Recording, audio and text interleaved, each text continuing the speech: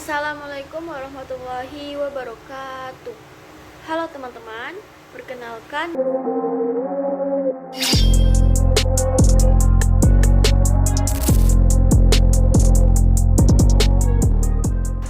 di video ini saya akan menjelaskan tentang salah satu materi dalam mata kuliah logika diskrit, yaitu matematika diskrit, yaitu sebuah relasi.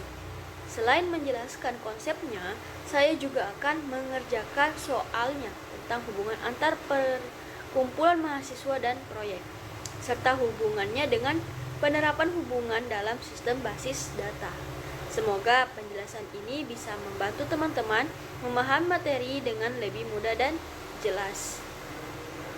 Pertama-tama, sebelum kita memasuki tugasnya, soal tugasnya di sini kita pahami dulu. Saya akan menjelaskan apa sih itu relasi dalam matematika diskrit secara sederhana.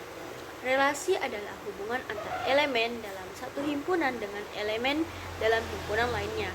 Contohnya seperti hubungan antar mahasiswa dan mata kuliah. Jika mahasiswa A mengambil mata kuliah basis data, maka kita dapat mengatakan bahwa ada hubungan antara A dan basis data dan dapat ditulis dalam bentuk pasangan terurut, yaitu seperti ini, dalam kurung A, basis data, tutup kurung. Konsep hubungan ini bukan hanya konsep teoritis, tetapi juga sangat penting dalam dunia nyata, terutama di bidang teknologi informasi. Relasi digunakan dalam sistem database, sistem akademik, aplikasi peminjaman barang, hingga aplikasi media sosial. Nah, biasanya relasi dipresentasikan dengan beberapa cara, seperti daftar pasangan terurut, matriks relasi, atau diagram panah. Untuk tugas kali ini saya akan menggunakan bentuk pasangan terurut dan matris hubungan. Nah, sekarang kita langsung masuk saja ke soalnya. Nah, soalnya seperti ini.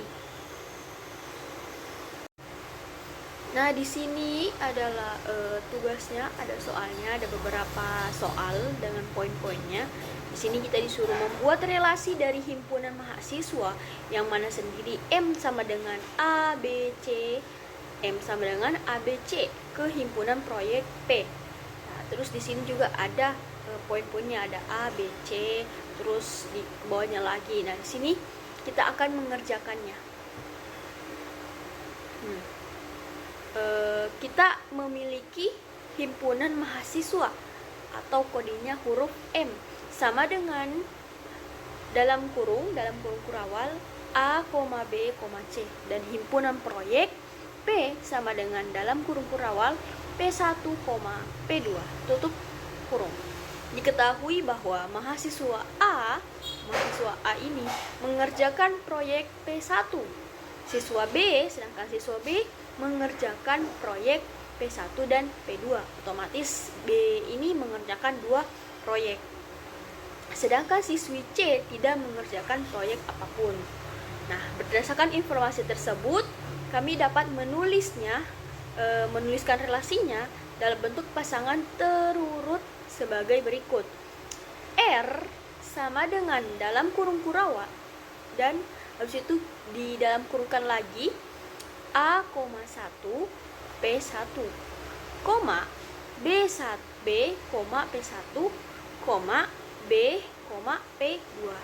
Nah, kita dapat melihat bahwa tidak ada pasangan untuk C. Karena apa?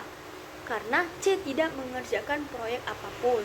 Kan tadi sudah dijelaskan, ternyata yang mengerjakan cuman A dan B. Itu pun B ada mengerjakan 2 proyek. Kemudian kita membuat matriks relasinya. Baris menunjukkan siswa dan kolom menunjukkan proyek. Matrisnya adalah sebagai berikut. Nah, untuk siswa A, nilai P1 adalah 1 dan P2 adalah 0. Kan sudah jelas bahwa siswa A ini hanya mengerjakan 1 proyek. Karena A hanya mengerjakan P1, nah bagi siswa B nilai P1 dan P2 adalah 1 karena B mengerjakan kedua-duanya proyek ini. Nah, sedangkan untuk siswa C, baik P1 maupun P2 bernilai 0. Karena apa? Karena C tidak mengerjakan proyek apapun. Jadi matriksnya seperti ini. A sama dengan 1,0 karena A ini hanya mengerjakan satu proyek. B sama dengan 1,1, B ini mengerjakan 2 proyek. Dan yang terakhir C ada 0,0 karena tidak mengerjakan sama sekali. Selanjutnya kita tentukan apakah hubungan ini bersifat refleksi, simetris, dan transisi. Relasi dikatakan refleksi jika setiap elemen berhubungan dengan dirinya sendiri, seperti A, A atau B, B. Pada kasus ini, tidak ada pasangan seperti itu. Jadi hubungan ini tidak refleksi. Refleksi dikatakan simetris jika X, Y ada, maka harus ada juga Y, X. Karena hubungan ini satu arah, yaitu mahasiswa ke proyek, maka hubungan ini juga tidak simetris. Terakhir, relasi dikatakan transitif.